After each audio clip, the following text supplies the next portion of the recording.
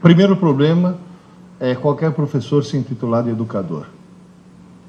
Os professores não são educadores. Educador é pai e mãe. Tá certo? Educação é uma coisa que o cara recebe em casa e não na escola. Apesar de que hoje em dia no Brasil está se tentando terceirizar paternidade e maternidade. É o que acontece. Fora a pós-graduação da PUC, eu dou aula atualmente, faz tempo, no Anglo, cursinho. O que é um cursinho? Alguém sabe? Não. O cursinho é a evidência cabal de que o sistema educacional brasileiro não presta. Que se prestasse, não existiria o cursinho. Esse que é o grande problema. Vou dizer, mas a situação é realmente tão catastrófica assim? Olha, eu comecei a dar aula com 18 anos. Eu tenho 63. Quando eu completei 60, fiquei muito feliz, porque descobri que o Estatuto do Idoso prevalece sobre o da criança e do adolescente.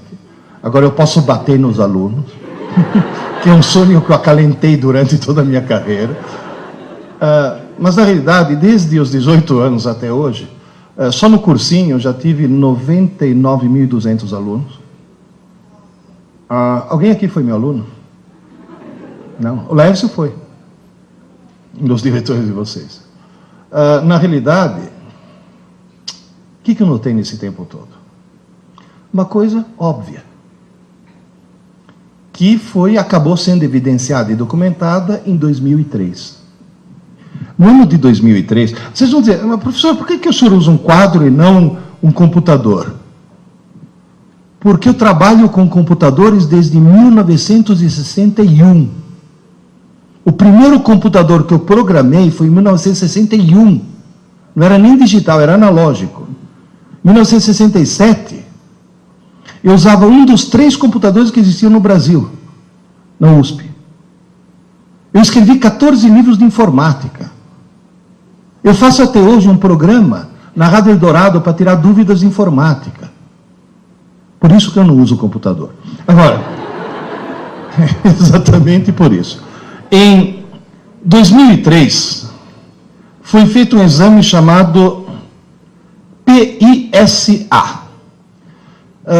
Para quem não está familiarizado, esse exame é um exame muito parecido com o Enem. É um exame que não mede conhecimentos, mede competências. Mede se o aluno sabe interpretar um texto, se sabe entender um gráfico, se tem raciocínio lógico, se tem raciocínio matemático. Participaram 41 países.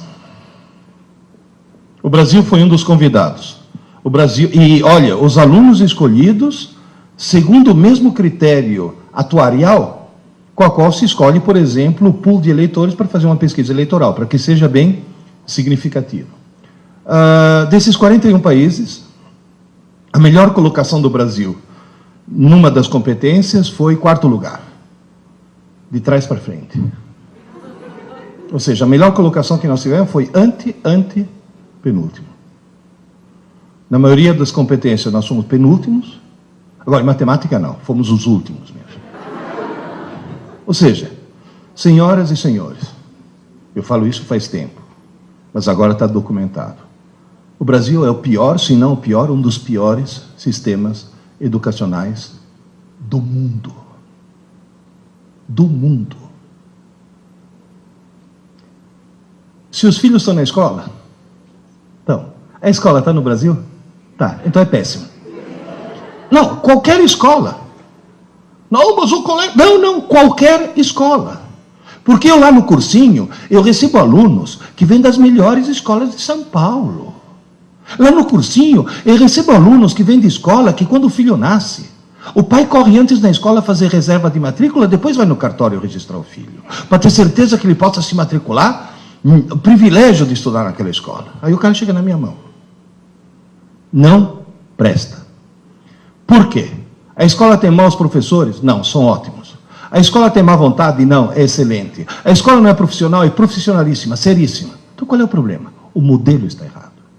O paradigma educacional brasileiro está Completamente equivocado. Só para vocês terem uma ideia, se você fizer um teste de QI e tentar determinar o número de pessoas que tem você arrumou canetas mais grossas, porque na televisão não aparecem as finas. Eu só queria ter certeza de uma coisa. Elas apagam? Tá bom. Deixa eu me reequipar aqui.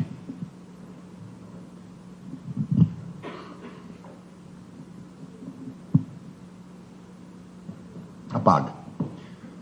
Faz um teste de QI. Da famosa curva de Gauss. O que mostra isso? Que umas poucas pessoas têm QI, deixa eu colocar aqui, tem um QI muito baixo. Umas poucas pessoas têm um QI muito alto. Normalmente essas estão em instituições e essas estão nos Estados Unidos. Em terra de cego, quem tem um olho emigra. Agora, a maioria está em torno do QI 100. Foi feito um teste de QI na população inglesa. QI médio dos ingleses é 100. Tradução, os ingleses são normais. Foi feito um teste de QI na população do Japão.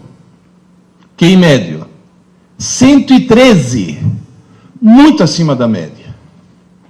E vocês dois, por favor, tirem esse sorriso dos lábios, que é só japonês do Japão, viu? Que... Os dois tá... Agora, foi feito no Brasil, QI médio, 87.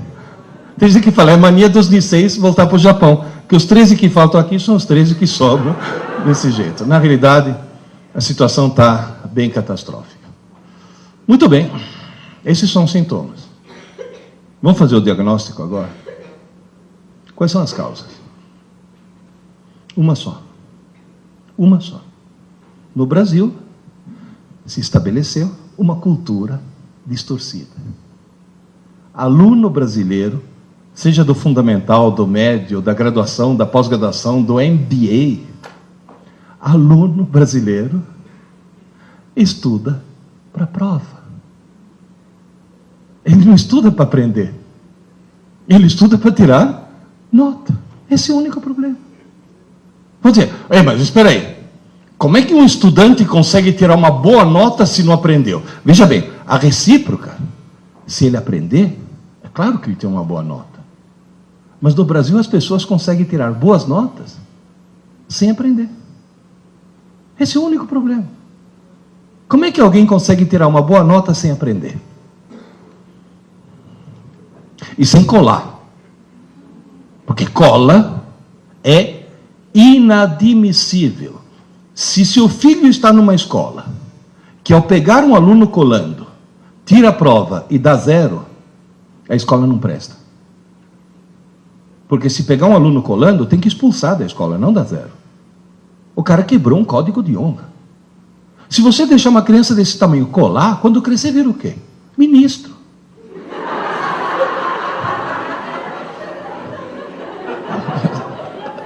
Tá certo? Como é que alguém que não cola e não aprendeu consegue tirar nota? O que é decorar? Quando? Um aluno marcar uma prova para ele na quinta-feira. Quando é que um aluno normal começa a estudar? Não, na quarta não é normal. Na quarta é alguém que tem visão a longo prazo. É o chamado aluno lungimirante, o que planeja o futuro. Mãe, me acorda meia hora mais cedo. Vocês percebem o problema? Vocês entendem o problema? Agora, alguém poderia me dizer por que todo mundo, estou incluindo aí gente, desde os pequenos, desde a quinta série até pós-graduação, até doutorado. Eu falei quinta série, porque até a quarta série eles são seres humanos. É na quinta série que começa o problema. É na quinta série que um pai ou uma mãe... Porque, gente, o problema é cultural, o problema não é a escola que está errada, o problema não é a família que está errada, o problema não são os alunos que estão errados, o problema é que está todo mundo errado. É cultural. Na 5ª série. Eu já vi mãe falar, filho, desliga essa TV, menino, vai estudar, você tem prova amanhã. Essa mãe acha que está ajudando o filho, essa mãe está cometendo um crime hediondo. Essa mulher devia ser presa sem direito à fiança. Essa desgraçada está arruinando a vida do filho. Vai estudar porque você tem prova amanhã. Por que as pessoas estudam mais em cima da hora possível? Não dá tempo de esquecer. Tira a nota. Tira. E depois? Esquece. Então estudou por quê? Se você pegar hoje um menino da 8ª série, pega um menino da 8ª série, bom aluno, põe na 6ª série, para fazer prova da 6ª série. Vocês acham que ele vai se sair bem? Só em matemática. Porque matemática tem uma característica diferente das outras matérias. Mas o resto vai ser uma catástrofe. Nunca vocês passaram por situações do tipo, pai, quando você estava na escola, você aprendeu trigonometria? Claro, filho. Tu me ajuda aqui, que eu estou com um problema que não consigo resolver de jeito nenhum. E você ouve a frase, filho, mas faz tanto tempo. Olha, querido, se faz tanto tempo, você não aprendeu trigonometria. Você teve aula. Você teve prova. Você até tirou nota na prova de trigonometria. Você não aprendeu. Porque aprender não é para o dia seguinte. Aprender é aprender para sempre. Está bem claro isso? Entenderam qual é o drama? Então, primeira tarefa que eu passo para todos vocês. Nunca mais deixe seus filhos estudar para a prova. Estou falando sério. E vocês mesmos, porque muitos de vocês ainda são estudantes, nunca mais estude para a prova. Imponha-se essa autodisciplina. Vocês estão notando que eu estou pedindo o quê? Quebra de paradigma. Porque na aula que eu dou de teoria geral dos sistemas, na pós-graduação, eu sempre falo, se você está perdendo o jogo, não mude os jogadores, mude as regras do jogo. Então nós temos que mudar as regras do jogo. Por que acontece no cérebro humano? Vocês me desculpem, mas como eu desenho mal, eu vou precisar de algumas linhas auxiliares. Façam de conta que isso daqui seja uma cabeça, vai? Vocês têm imaginação? Mais ou menos. Se você olhar... mais ou menos. Eu sei que parece o Schumacher, mas tudo bem. Se você olhar dentro de um cérebro, você vai notar, basicamente, eu não vou entrar em muitos detalhes, mas você vai notar, basicamente, 3 estruturas. Vamos ver se isso daqui escreve mais grosso. Número 1, número 2 e número 3. Número 1, cerebelo. Número 2, sistema límbico. Número 3, córtex. Em qualquer uma dessas estruturas, se você quiser... Obrigado. Tem um cara escondido aqui atrás. Se você quiser, em qualquer uma dessas estruturas, escrever alguma coisa, ao contrário do computador, onde o hardware é fixo, e você muda o software, se você quiser escrever alguma coisa no cérebro, você tem que mudar o hardware. Escrever no cérebro é reconfigurar redes neurais. É desligar alguns neurônios, ligar outros, mudar a força de conexão de sinapses, é mudar o circuito. Aqui, escrever é muito difícil. Mas depois que você escreveu, você não apaga nunca mais. Você sabe andar de bicicleta? Sabe? Você já tirou as rodinhas?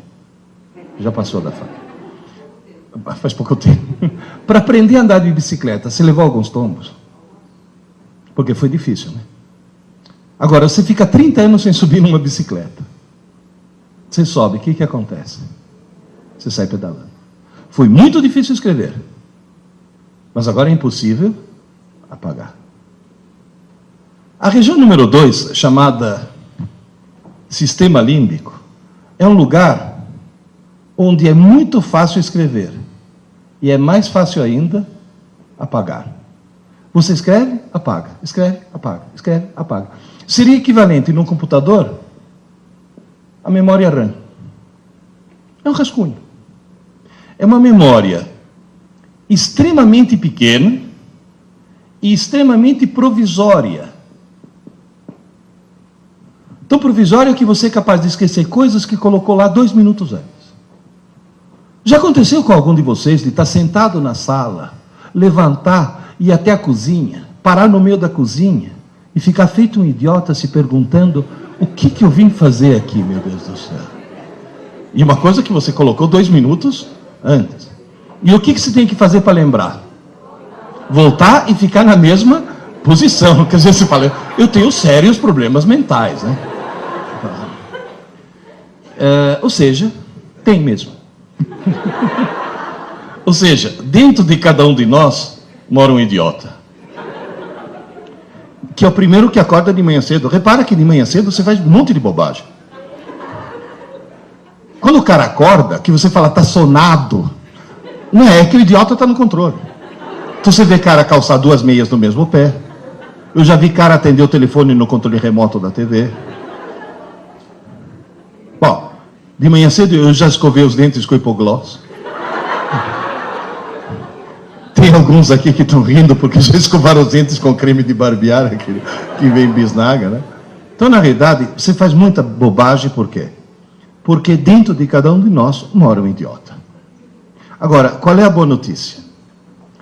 No córtex, que seria essa região número 3, não é nem fácil nem difícil escrever, é esquisito. É muito esquisito. Por quê? Porque para escrever alguma coisa aqui no córtex, você tem que pegar algumas redes neurais, você tem que desconectar algumas coisas e criar outras. Você tem que mudar o circuito do cérebro. E você não consegue fazer isso enquanto o cérebro estiver funcionando. Seria como tentar trocar o pneu de um carro com o carro em movimento, ou tentar trocar as velas do motor com o motor funcionando. Mas tem uma vantagem. Isso daqui equivale a um HD. Ou seja, é uma memória enorme e permanente. Só para vocês terem uma ideia, já que o mundo é da informática, um córtex humano equivale aproximadamente a uma rede de 5.000 computadores. Bom, em primeiro lugar, parabéns para o engenheiro, que colocar 5.000 computadores num 1,5 litro, isso sim que é nanotecnologia. Em segundo lugar, sabe o que quer dizer isso? Que todo mundo, no fundo, é um gênio. Alguns bem no fundo, mas todo mundo é um gênio. Se alguém estudar 10 horas por dia, 10 horas por dia, todos os dias da semana, todas as semanas do ano e todos os anos de sua vida, a pessoa consegue esgotar a capacidade de armazenamento e processamento de seu córtex em aproximadamente 4 séculos. Está certo que a expectativa de vida aumentou, mas eu estou falando em 4 séculos. No máximo, quanto que alguém vai viver? 4 séculos significa o quê? Que todos nós vamos morrer com pelo menos 3/4 da inteligência que ele nos deu ainda a ser desenvolvida. Agora, esse maravilhoso computador tem um defeito. Não tem manual de instruções. E as pessoas usam muito mal. Quer ver?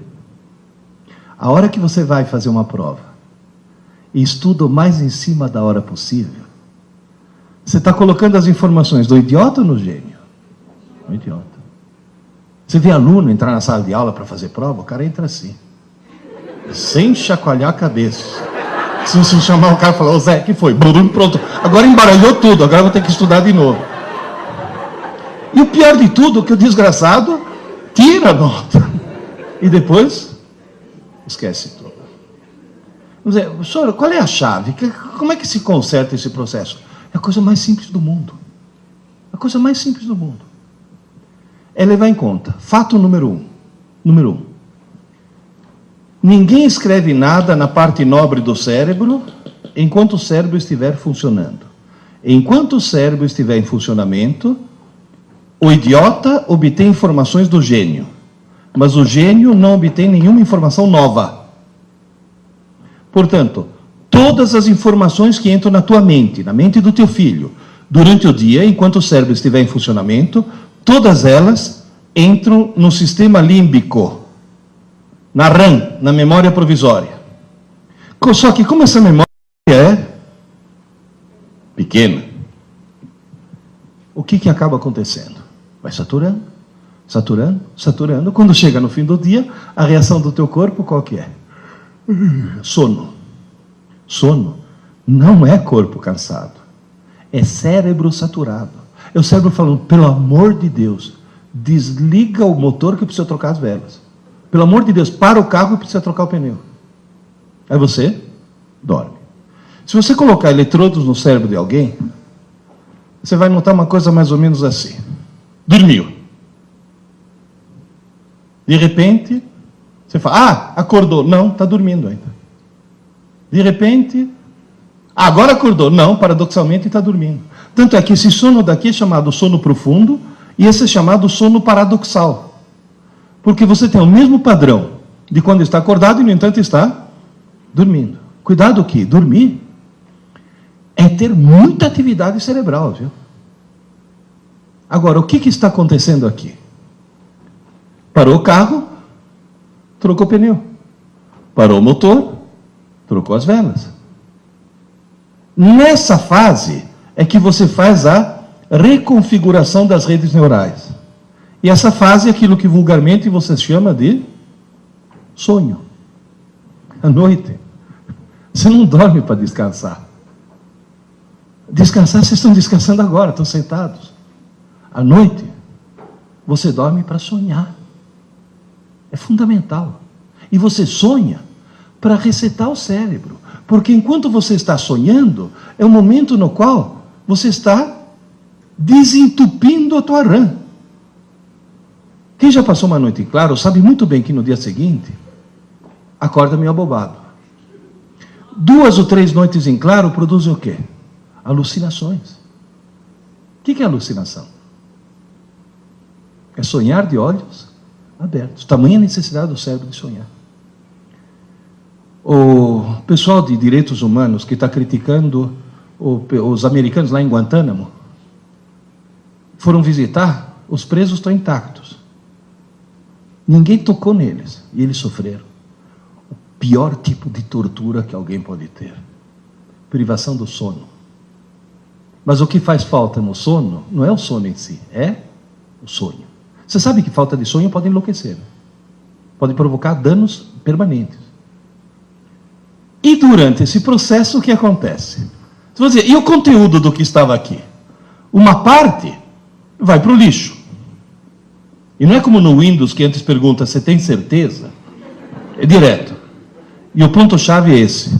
Se durante o dia foram abertas algumas portas, cuidado, não foi escrito nada, mas foram abertas as portas. Alguma coisa vem aqui, e isso você não esquece nunca mais. Repito, nunca mais. Agora, isso você pode dizer, isso eu aprendi. Porque daqui a 20 anos está lá ainda. Isso daqui, nunca mais. Até aqui, está claro? Professor, o que o senhor aprendeu com os seus quase 100 mil alunos? 2 coisas. Primeiro, que um idiota, no meio de idiotas, pensa que é normal. Portanto, no Brasil, a coisa mais perigosa que existe é falar, mas todo mundo é assim. Cuidado. Eu gostaria muito que, para seus filhos sobreviverem nesse século que vem aí, que vocês conseguissem transformar seus filhos em exceção e não em regra. Segunda coisa que eu aprendi. Na cabeça de um aluno normal, toda noite, toda noite, toda noite, o que vai para o lixo? As aulas. E o que vai para a memória permanente? As abobrinhas. Se seu filho tem uma aula de geografia fantástica, E no meio da aula, o professor de geografia conta uma piada. Depois de 3 meses, o que ele lembra da aula? Da piada. Isso não é um defeito. Isso é uma consequência, sabe do quê? Do fato de que quem decide o que vai para o lixo e o que vai para a memória permanente não é uma rotina racional, é uma rotina emocional. Moral da história. Vocês já notaram que tem matérias que as crianças aprendem e matérias que eles não aprendem? E você vai olhar as que eles aprendem, o professor é simpático, e aquelas não aprendem, o professor é antipático. Então não é a matéria em si, é a carga emocional que é colocada em cima disso. O professor tem que ser simpático. Não tem aquele papo do professor, não, porque eu ensino, mas comigo nem mais. Não, senão não é professor. É a única maneira que funciona. Agora, na realidade, como é que eu faço para que, em vez das aulas irem para o lixo, as aulas vão para a memória permanente? Eu não descobri nada. Quem descobriu isso sem querer, repito, sem querer, foram 4 engenheiros. Há 60 anos atrás, 4 engenheiros resolveram fundar um cursinho. 4 engenheiros. Não tinha nenhuma pedagoga no processo. Ao montar o cursinho, se defrontaram de cara com um problema. A primeira aula é em março, o vestibular é em dezembro. Se aquela aula que foi dada em março for parar no lixo, não é em dezembro que o cara vai recuperar. Agora, qual é a principal característica de um engenheiro? Tem algum engenheiro presente aqui? Você é engenheiro. O engenheiro é alguém que recebe um treinamento para quê? Para resolver problemas. Todo problema de engenharia é um problema. Agora, o que o engenheiro faz para resolver o problema? Determina quais são os parâmetros do problema. Como é que o engenheiro conta história para o filhinho dormir? Sejam 3 porquinhos, P1, P2 e P3, e um lobo mau, L índice M. Ou seja, ele determina antes os parâmetros. Esses caras diagnosticaram o problema. Falei, e agora, como é que eu faço? Se toda noite o que foi dado durante o dia é desmanchado durante a noite. E cuidado, hein? Gente, estou falando em ritmo circadiano. Isso é um processo que acontece toda noite. E à noite, o teu cérebro e teu corpo é vampiro, vira uma outra coisa. E funciona. Deixa eu ver a quantidade de cabelos brancos que tem por aqui. Tem alguém aqui que toma Lipitor? É um remédio contra o colesterol alto. Sabe qual é a primeira recomendação dessas estatinas todas? Tome à noite. Porque se você tomar de manhã, não serve para nada. É só o metabolismo noturno que faz com que aquilo tenha algum efeito. O que esses engenheiros descobriram? Um slogan de 4 palavras. 4. Eu tomei a liberdade, depois de entender o porquê, de acrescentar a 5ª. Aula dada é aula estudada hoje. Aula dada, aula estudada hoje. Tão simples. Estudar pouco, mas todo dia. Pouco. Pouco. Porque esse pouco o que é? Matéria de uma manhã. Mas todo dia. Aula dada, aula estudada hoje. Os meus alunos no cursinho estudam todo dia. Os coitados não estudam um pouco, porque descobriram que jogaram na lata do lixo pelo menos 7 anos de escola, e agora em 10 meses vão ter que estudar muito. Mas se seu filho está numa escola regular, é só criar nele o hábito de estudar todo dia. Se seu filho assiste aula de manhã, ele estuda à tarde. Se seu filho assiste aula à tarde, tem que estudar à noite. E não na manhã seguinte. Antes que se passe uma noite de sono. E se algum de vocês assiste aula à noite, vai ter que dormir 40 minutos mais tarde. Senão você está jogando as aulas na lata do lixo. Porque quem está falando é alguém que fez todo o curso de física na USP à noite, porque de dia eu tinha mulher e filha para sustentar. E eu estudava à noite. Aliás, eu assistia a aula à noite. Depois ia para casa estudar. 40, falei, eu vou arrumar 40 minutos. Desligue a TV. Quebre a TV. A hora que você quebra a TV, teu dia passa a ter 30 horas. É o maior ladrão de tempo que existe. Não, mas mesmo assim, leva o livro para o banheiro. Mas você vai ter que dormir mais tarde. Agora, cuidado, hein? Antes que se passe uma noite de sono, ou antes que se passe um longo período de sono. Porque se seu filho assiste a aula de manhã, almoça e dorme 15 minutos, esses 15 minutos são renovadores. Agora, tem jovens aí que chegam em casa, almoça, dorme que nem um porco a tarde inteira, acorda todo embaçado, que parece que tem algodão no cérebro.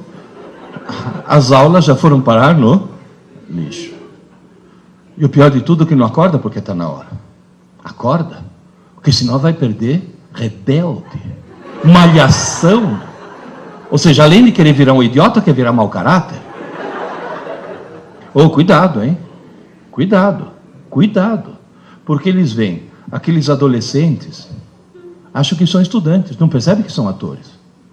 Aí eles pegam esse modelo como modelo de escola. Vocês não